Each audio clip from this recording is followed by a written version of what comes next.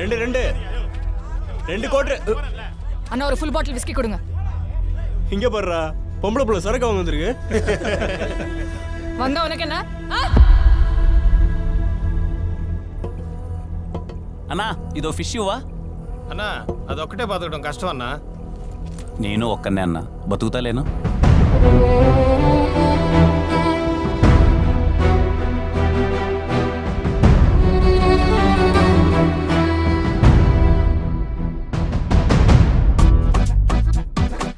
హైదరాబాద్ లో అంత పెద్ద ఇండస్ట్రీ ఉంచుకుని ఇక్కడికి ఎందుకు వచ్చావు? నా కథలన్నీ గుండెలు పిండేసే కథలు సార్.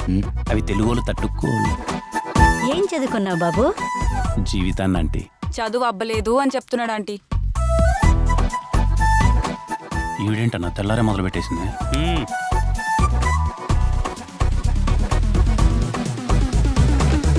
ఇది ఇప్పుడు ఖాళీగానే ఉంది, ఈజీగా వర్కౌట్ అవుతుందనే కదా.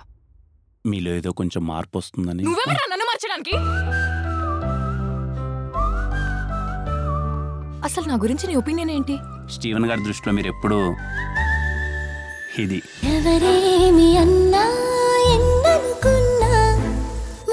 జీవితంలో ఎలాంటి అవసరం వచ్చినా దీన్ని ఎప్పుడు వదులుకోలేదు. ఇది మీకు ఇస్తున్నానంటే ఆలోచించండి, మీరు నాకు ఎంత ఇంపార్టెంట్. ఆ క్షణం అనిపించిందండి, మనమే చిరంజీవి కదా అని.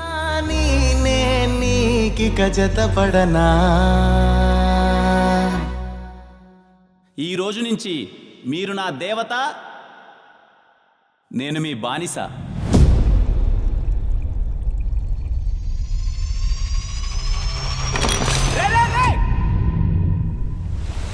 నా మనసులో స్టీవెన్ తప్ప ఇంకెవ్వరూ లేరు. నాకెందుకు అబద్ధం చెప్పారు? మీ బ్రాడ్ మైండ్ సెట్ ముద్దు దగ్గర ఆగిందా, లేక ఇంకేమైనా చేశారా? నా కళ్ళలోకి చూసి చెప్పండి. నేను వాడితో పెళ్ళి మాత్రమే కాదు, నా లైఫ్ మొత్తాన్ని ఊహించేసుకున్నాను. ప్రతి ప్రేమ కథ ఒకేలా ఉంటే చరిత్రకు కూడా నచ్చదండి. నమ్మని వాడికి ఈ కథ ఒక అబద్ధం, నమ్మగలిగితే అదే అద్భుతం.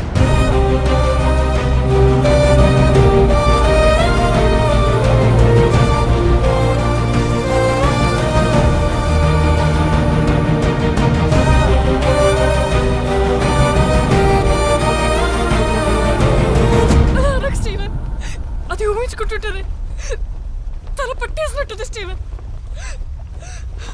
కనపడకుండా నా గొంతునెవరో బలంగా నొక్కుతున్నట్టుంది. అదెవరో కాదండి, నేనే.